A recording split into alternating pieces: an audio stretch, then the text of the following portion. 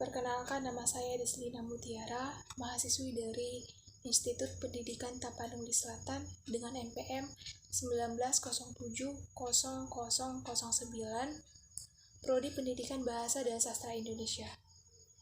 Saya akan menjelaskan rangkuman tentang paper hakikat dan dampak korupsi mengenai arti dan dampak korupsi yang dibuat oleh Bapak Abdi Tanjung, SPD, MM. Pengertian korupsi secara teoritis. Kata korupsi berasal dari bahasa Latin, corruptio corrompere, yang artinya busuk, rusak, menggoyah, memutar balik, atau menyogok. Menurut Dr. Kartini Kartono, korupsi adalah tingkah laku individu yang menggunakan wewenang dan jabatan guna mencari keuntungan dan merugikan kepentingan umum.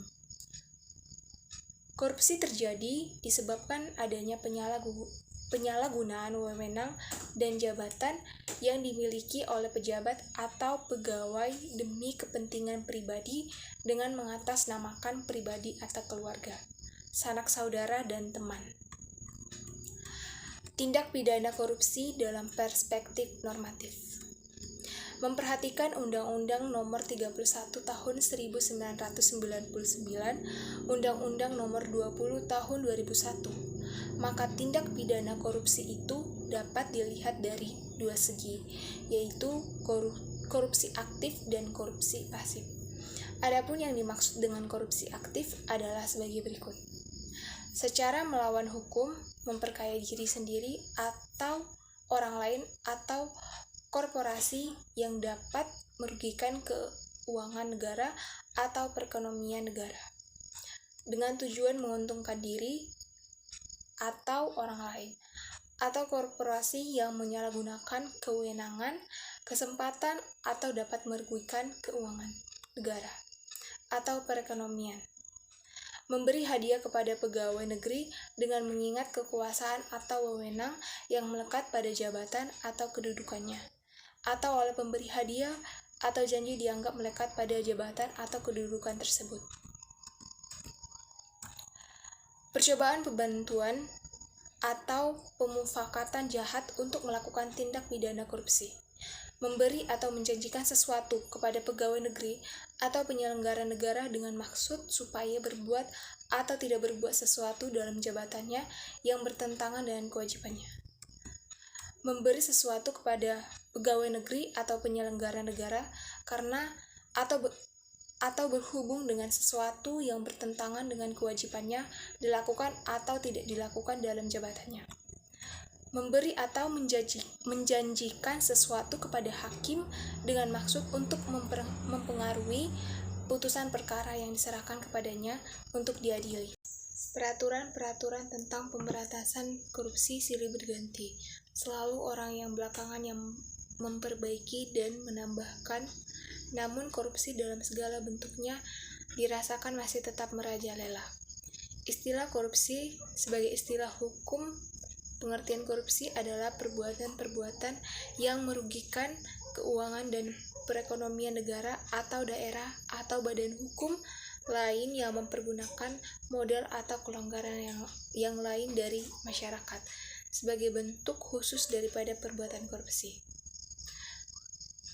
Oleh karena itu, negara memandang bahwa perbuatan atau tindak pidana korupsi telah masuk dan menjadi suatu perbuatan pidana korupsi yang selama ini terjadi secara meluas, tidak hanya merugikan keuangan negara dan daerah, tetapi juga telah merupakan pelanggaran terhadap hak-hak sosial dan ekonomi masyarakat secara luas, sehingga tindak pidana korupsi perlu digolongkan sebagai kejahatan yang pemberantasannya harus dilakukan secara luar biasa.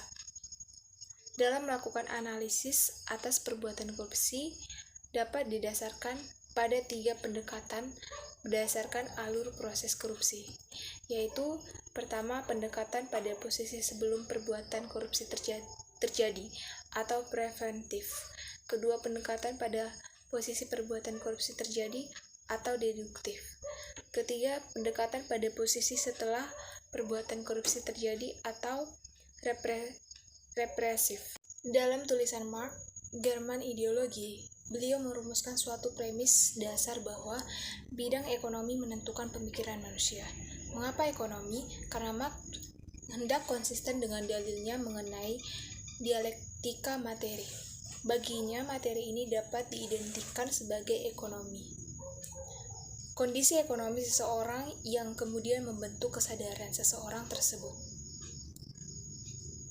Seseorang yang berada pada kelas yang terhormat tentu memiliki pandangan dan wawasan yang berbeda dengan orang yang berada pada kelas bawah. Perbedaan inilah yang kemudian menimbulkan konflik seperti halnya tindak korupsi yang dilakukan oleh kalangan yang berada pada kelas atas sehingga menimbulkan perselisihan mengenai nilai-nilai atau tuntutan-tuntutan yang mengenai status, kekuasaan, dan sumber-sumber kekayaan yang persediaannya tidak mencukupi, sehingga tindak korupsi pun akan terjadi. Karena kepentingan dari pihak yang berkuasa pasti berbeda dengan kepentingan dari pihak lemah. Sehingga ada celah-celah kesempatan untuk bisa melakukan tindak korupsi tanpa memikirkan kaum yang berada di bawah. Hal penting dalam teori konflik yang pertama adalah kekuasaan, di mana setiap kemampuan untuk memenangkan kemauan sendiri. Jika kalau kemauan itu sendiri harus bertentangan dengan kemauan orang lain. Seperti halnya korupsi, yang tidak dapat dipungkiri lagi bahwa itu muncul berawal dari konsep dan minusnya kekuasaan yang selalu hadir dalam suatu relasi. Yang kedua adalah kepentingan masyarakat terdiri dari kelas-kelas. Kelas yang tentu mempunyai perbedaan kepentingan dengan kelas yang lain. Pihak penguasa memiliki kepentingan untuk mempertahankan apa yang dimilikinya, sedangkan pihak bawah akan cenderung mengadakan suatu perubahan. Bisa saja orang yang melakukan tindak korupsi yang berada pada kelas atas mempertahankan jabatan dan wewenang yang dimilikinya, sedangkan pihak yang berada pada kelas bawah ingin melakukan perubahan atas tindakan pihak kelas atas yang dianggap menyalahgunakan kekuasaan dan wewenang untuk kepentingan pribadi. Sehingga pihak bawah merasa keadilan negara terhadap rakyat kelas bawah kurang, serta tindakan tersebut dianggap merugikan mereka, karena hak keuangan negara yang harusnya digunakan untuk mensejahterakan mereka digelapkan oleh pihak kelas atas yang tidak bertanggung jawab. Demikian paper hakikat dan dampak korupsi mengenai arti dan dampak korupsi yang dapat saya jelaskan. Sekian dan terima kasih.